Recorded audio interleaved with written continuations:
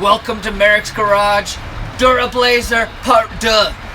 Today, we're going to be taking a look at a whole bunch of stuff, but before we get into that, I want to let you guys know about an Amazon store that I've started. I know what you're thinking, it's not like that. I constantly get hit up for, what did you use for this? Where did you get that? What's the price on these things? Anything that we use in the builds is going to be going into this Amazon store. You can find it down below in the comments section. It's always also going to be linked to merricksgarage.com. That's where you can find all the parts, going all the way back to tools we use and parts from the trailer build. So take a look at it, hopefully it's helpful. So we got a lot of things going on here. I'm going to try and cover as much as I can. Plasma cutter, rear truss, links, shock towers, transfer case solutions. Am I missing anything? Yeah, a lot of stuff. So let's jump in and we'll catch you up on what's been going on over here.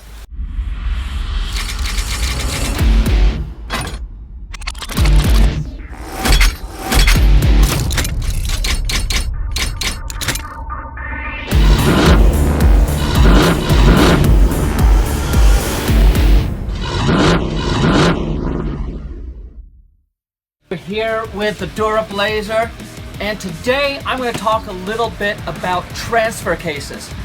They're kind of the forgotten hero in this whole thing, but they can be a pain in the neck. There's so many things coming together at that one junction that you've got to consider when you build the truck. Most people focus on the engine, then the transmission, and oh yeah, I need a transfer case. The issue with transfer cases is you have so many variables. Will they fit with the transmission you have? Do they make an adapter that will fit with the transmission you have? Will they fit in the frame? Do you need iron or steel, or do you need aluminum case? Do you need chain or gear drive? Do you need push button, or do you need stick? Do you need twin stick, or do you need just a single stick? The list goes on and on. And unfortunately, Nick has been learning the hard way with this. The transfer case that came with the donor vehicle was a 263. Unfortunately, it's a push button. It's got a solenoid that drives the shift linkage on it. I hate those.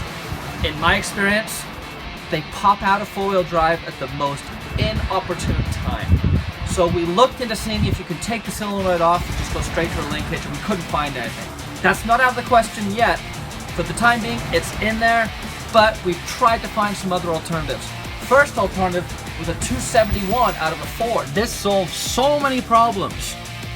Electronic speedo, no slip yoke, great burly application, but unfortunately it is just too big to fit between the frame rails of this 72 without doing some significant surgery, probably at the last place on the frame that you'd want to be cutting it. One of the really nice things about this transfer case is it comes with a drive flange off the bat. And manual shift. And manual shift. Too many transfer cases out there rely on a slip yoke. But the problem is, if you break that rear drive shaft, you're SOL. You cannot pull your rear drive shaft without puking all your fluid out. So if you have a transfer case with a slip yoke on it, do yourself a favor, put a slip yoke eliminator on it. So here we have the Arctec truss mocked up into place on this big beefy axle. Nick, what axle is this again? AAM 11.5. This is an AAM 11.5 inch axle out of a 2005 Chevy 2500.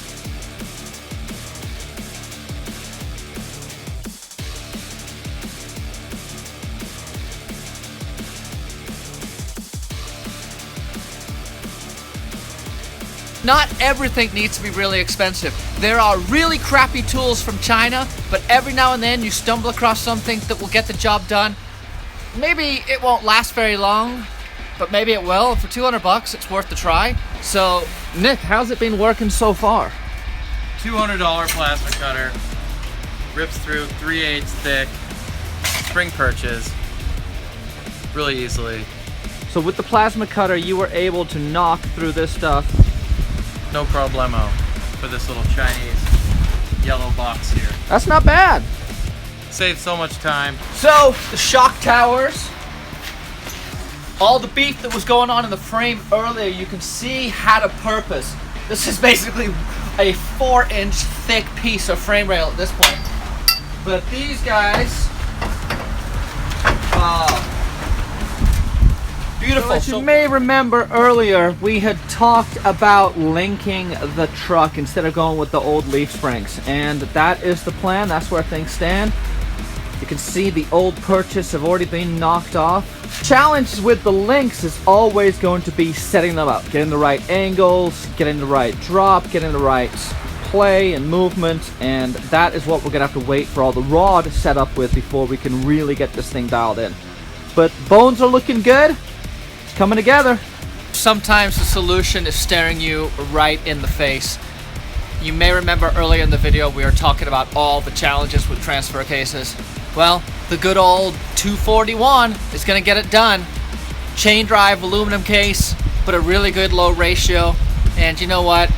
As much as people complain that the 241 isn't as strong as the 205, I've yet to break one, and I've broken plenty of drive lines and axles. Aluminum case, chain drive, but yes, a very low ratio and a great transfer case.